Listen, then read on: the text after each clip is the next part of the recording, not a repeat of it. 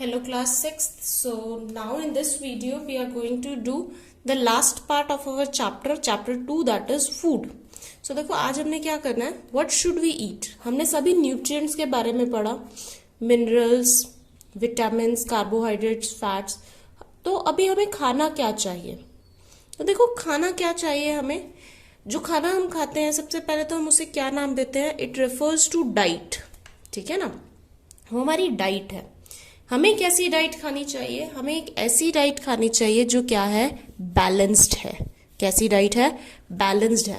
Balanced diet कौन सी diet होगी, जिसमें सभी न्यूट्रिएंट्स जो हमारी ग्रोथ के लिए इंपॉर्टेंट है, हमें डिजीज फ्री रखने के लिए इंपॉर्टेंट है, हमें हेल्दी रखने के लिए इंपॉर्टेंट है, वो सभी न्यूट्रिएंट्स हो. और कितनी अमाउंट में हो, जितनी हमारी बॉडी को उनकी जरूरत है. ठीक है ना. तो एक ऐसी डाइट जिसमें सभी न्यूट्रिएंट्स जो हमारी ग्रोथ के लिए, डेवलपमेंट के लिए इंपॉर्टेंट है, वो रिक्वायर्ड अमाउंट में हो, उसे हम क्या बोलते हैं, बैलेंस्ड डाइट. जितनी हमारी बॉडी को जरूरत है, ठीक है, उससे ज्यादा भी नहीं, उससे कम भी नहीं. ना देखो, food is required to provide energy for doing work and for providing nutrients essential for growth, repair of tissues and for reproduction. Food हमारे लिए क्यों जरूरी है, क्योंकि हमें उससे एनर्जी मिल रही है ताकि हम वर्क काम कर सकें अपने डेली, और साथ में वो हमें न्यूट्रिएंट्स प्रोवाइड करता है ग्रो करने के लिए. हमारी बॉडी में अगर कोई टिश्यूज खराब हो गए हैं, सेल्स खराब हो गए, उनको रिपेयर करने के लिए, नए टिश्यूज सेल्स बनाने के लिए, और साथ में रिप्रोडक्शन के लिए. Food also protects our body against infections. Food से ही हम बीमारियों से दूर रहते हैं, इन्फेक्शन से दूर रहते हैं.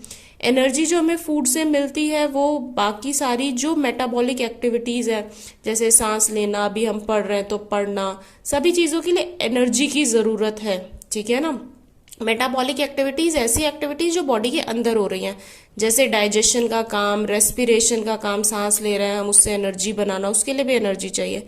सर्कुलेशन का काम, एक्सक्रीशन का काम, इन सभी के लिए हमको किसकी जरूरत है, एनर्जी की जरूरत है. तो वो भी हमें कहाँ से मिलती है, फूड से मिलती है. नेक्स्ट देखो, a balance diet can be vegetarian और नॉन वेजिटेरियन. दोनों तरह की हो सकती है, वेजिटेरियन भी हो सकती है, नॉन वेजिटेरियन भी हो सकती है. पर कोशिश हमें करनी चाहिए कि हमारी वजह से किसी एनिमल की डेथ ना हो. ठीक है ना. सो हम वेजिटेरियन खाएं. ठीक है ना, हो दोनों सकती है, लेकिन कोशिश करनी चाहिए कि वेजिटेरियन हो. आप मुझे कमेंट बॉक्स में बताइएगा कि आपका जो डाइट है वो कैसा है, वेजिटेरियन है या नॉन वेजिटेरियन है. ठीक है ना. A balanced simple meal is more nourishing than an imbalanced greasy और जंक फूड.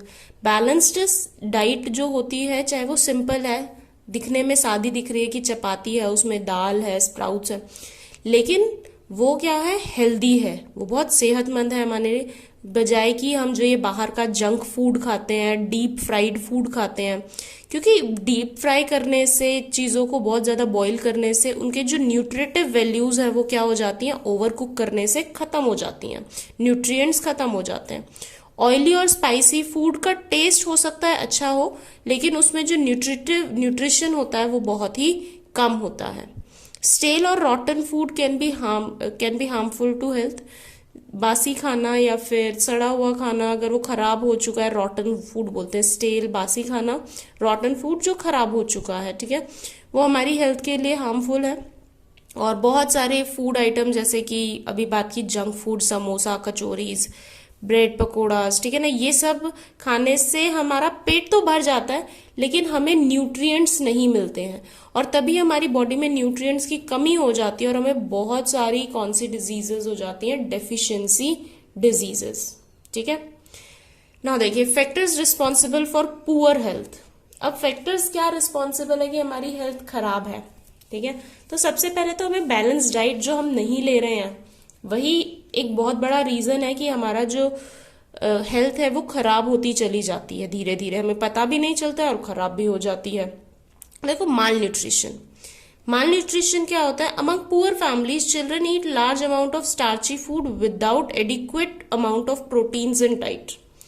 देखो, जो पुअर फैमिलीज है, जो स्लम्स में रहते हैं, ठीक है ना, लोग जहाँ पे, जिनके पास में पैसे नहीं है इतने ज्यादा, वो अपने बच्चों को बहुत ज्यादा स्टार्ची फूड खिलाते हैं, बहुत ज्यादा स्टार्च खिलाते हैं, कार्बोहाइड्रेट्स उसमें बहुत होते हैं, ठीक है। लेकिन उसमें प्रोटीन्स की क्या होती है, कमी होती है, प्रोटीन्स की कमी होती है। Sometimes they can not even get 1 square meal of a day. कई बार तो ऐसा भी होता है कि वो इतने गरीब लोग होते हैं, हम न्यूज में भी देखते हैं, अक्सर न्यूज़पेपर्स में भी देखते हैं कि इतने गरीब लोग होते हैं कुछ, जिनको एक टाइम पे भी ठीक तरह से खाना नहीं मिलता है प्रॉपर। इसकी वजह से स्टारवेशन, भूखमरी जो होती है, स्टार्व करना, भूख, ठीक है ना, वो फैलती है। अब अगर खाना ही आप प्रॉपर नहीं खा पा रहे हो तो आपकी बॉडी में कमी तो होगी ना, न्यूट्रिएंट्स की डेफिशिएंसी होगी। तो डेफिशिएंसी होती है प्रोटीन्स की, कार्बोहाइड्रेट्स की, फैट्स की, ठीक है। These conditions are termed as protein energy malnutrition. इसी कमी को हम क्या बोलते हैं, protein energy malnutrition. Protein नहीं मिल रहा है, एनर्जी नहीं मिल रही है, ठीक है ना। Also called as PCM, PCM भी बोल सकते हैं, प्रोटीन कैलोरी माल न्यूट्रिशन, क्योंकि कैलोरी, कितनी कैलोरीज हम खाते हैं वही हमें क्या प्रोवाइड करती है, एनर्जी प्रोवाइड करती है। तो या तो हम कहते हैं प्रोटीन एनर्जी माल न्यूट्रिशन है, प्रोटीन की एनर्जी की कमी है, या फिर प्रोटीन की कैलोरी की कमी है, माल न्यूट्रिशन, ठीक है ना। सो बेसिकली क्या हो सकता है, हमें दो प्रॉब्लम्स और हो सकती हैं। टू सच प्रॉब्लम्स आर क्वाशरिकोर, ठीक है ना, और मराज़मस। अब देखो इन बीमारियों में क्या होता है, सबसे पहले हम इनको पढ़ते हैं। Kwashiorkor is seen in infants, infants मतलब जो बिल्कुल न्यू बॉर्न होते हैं, newborn babies up to 3 years of age. तो बिल्कुल जो न्यू बॉर्न बेबी है वो उनसे लेके 3 years ऑफ एज तक के बच्चों में हमें क्वाशरिकोर नाम की डिजीज देखने को मिलती है। When their diet does not contain enough milk, जब उनकी डाइट में क्या नहीं है, प्रॉपर मिल्क नहीं है। हमने लास्ट ईयर पढ़ा था कि मिल्क क्या है, कंप्लीट फूड की तरह वर्क करता है, ठीक है ना। तो अगर उनको मिल्क ही नहीं मिल रहा है बच्चे को अपनी प्रॉपर ग्रोथ के लिए, जो बहुत इंपॉर्टेंट है उस स्टेज पर, तो क्या होगा, as a result there is deficiency of protein, उनकी बॉडी में प्रोटीन्स की डेफिशिएंसी हो जाएगी। The growth of child gets retarded, protein की कमी होगी तो ग्रोथ नहीं हो पाएगी।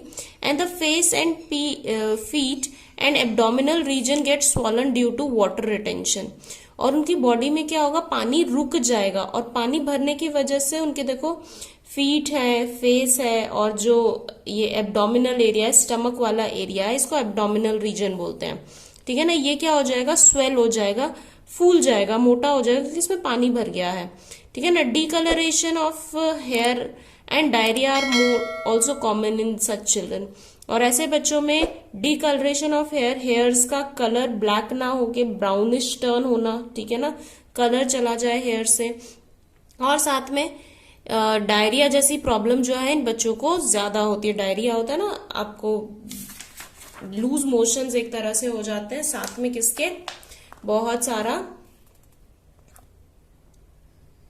कई बार ये होता है कि लूज मोशंस में ब्लड भी निकलता है साथ में। सो इन दैट सिचुएशन क्या प्रॉब्लम हो रही है बच्चे को, क्वाशरिकोर, okay.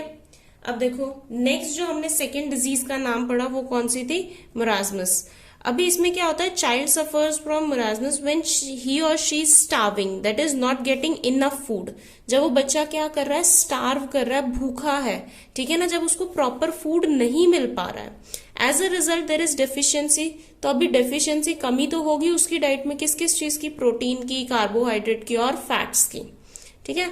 These deficiencies cause a wasting of muscles and the child becomes very thin. So इस डेफिशिएंसी की वजह से बच्चा क्या हो जाता है, बहुत ही थिन हो जाता है, बहुत दुबला पतला वो दिखेगा, क्योंकि उसकी मसल्स बिल्कुल नहीं रहेंगी, ठीक है ना। And this result in general weakness and retarded growth, properly growth नहीं होगी बच्चे की और बच्चा बहुत ही वीक हो जाएगा, ओके।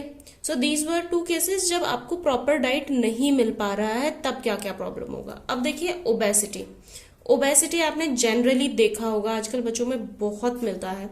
यहाँ क्या हो रहा है, the weight of an individual must be in proportion with her और हिज हाइट। आपका जो वेट होना चाहिए वो आपकी हाइट के अकॉर्डिंग होना चाहिए, ना तो बहुत ज्यादा और ना बहुत कम। लेकिन कुछ लोगों की जो टेंडेंसी होती है, हैबिट होती है, वो क्या होती है, वो जितना उनकी बॉडी को जरूरत है उससे ज्यादा खाने की हैबिट होती है, ठीक है ना, that is needed by the body. As as a result the body gets extra calories. अब जब हम ज्यादा खाएंगे जितना हमें रिक्वायर्ड है उससे, तो हमारी बॉडी को एक्स्ट्रा कैलोरीज मिल रही हैं, ठीक है ना। These extra calories get stored below the skin, और ये एक्स्ट्रा कैलोरीज हमारी स्किन के नीचे क्या होती रहती है, स्टोर होती रहती है, जिसकी वजह से इंसान कैसा हो जाता है, ओबीज हो जाता है, बहुत मोटा दिखता है हमें, अपनी एज के अकॉर्डिंग बहुत ज्यादा मोटा होना, ठीक है ना। So improper food habits like eating fried food कब होता है, ये कहाँ से हमें ज्यादा कैलोरीज मिल रही है, क्योंकि हम क्या कर रहे हैं, बहुत ज्यादा फ्राइड फूड खा रहे हैं, तला हुआ, क्योंकि उसमें high energy and high food fat होता है, ठीक है। और साथ में eating through out the day, पूरा दिन खाते रहना, ठीक है ना, कि थोड़ी देर में अब हमने ये खा लिया है, फिर थोड़ी देर में और कुछ खा लें हम, फिर थोड़ी देर में हम फ्रूट्स खा रहे हैं, फिर थोड़ी देर में हम फ्राइड कुछ खा रहे हैं। तो ये हैबिट्स क्या है, गलत हैबिट्स हैं, जिसकी वजह से हम क्या हो जाते हैं, बहुत ओबीज हो जाते हैं। हमारी बॉडी का जो वेट है वो जितना होना चाहिए उससे ज्यादा हो जाता है, तब हम उसको क्या बोलते हैं, ओबेसिटी, ठीक है ना। ओबीज होने की वजह से बहुत सारी हेल्थ प्रॉब्लम्स आ जाती हैं, शुगर की प्रॉब्लम हो जाता है कई बार, ठीक है ना, हार्ट फेलियर्स का डर हो जाता है। तो आप लोगों ने देखा होगा कि आजकल लोग बहुत फोकस कर रहे हैं कि वो अपने वेट को कम करें, ताकि ये हेल्थ प्रॉब्लम्स उनको ना आए, ठीक है ना। सो हमें भी ये कोशिश करनी चाहिए, अभी तो हम छोटे बच्चे हैं, हमें भी ये कोशिश रखनी चाहिए कि हम जो फूड लें वो उतना ही लें जितनी हमारी अमाउंट रिक्वायर्ड है बॉडी को, उससे ज्यादा। और हर टाइम ये नहीं कि दिन भर हम खा ही रहे हैं, एक रेगुलर इंटरवल ऑफ टाइम के बाद हम खाएं, हमारी बॉडी को भी रेस्ट की क्योंकि जरूरत होती है, ठीक है ना। So with this the chapter is completed. Keywords बहुत छोटे छोटे और बहुत सारी चीजें वही है जो हम डिस्कस ऑलरेडी कर चुके हैं। सो डेफिनेटली चैप्टर आपको समझ में आ गया होगा। If there is any doubt comment below. Goodbye everyone and take care.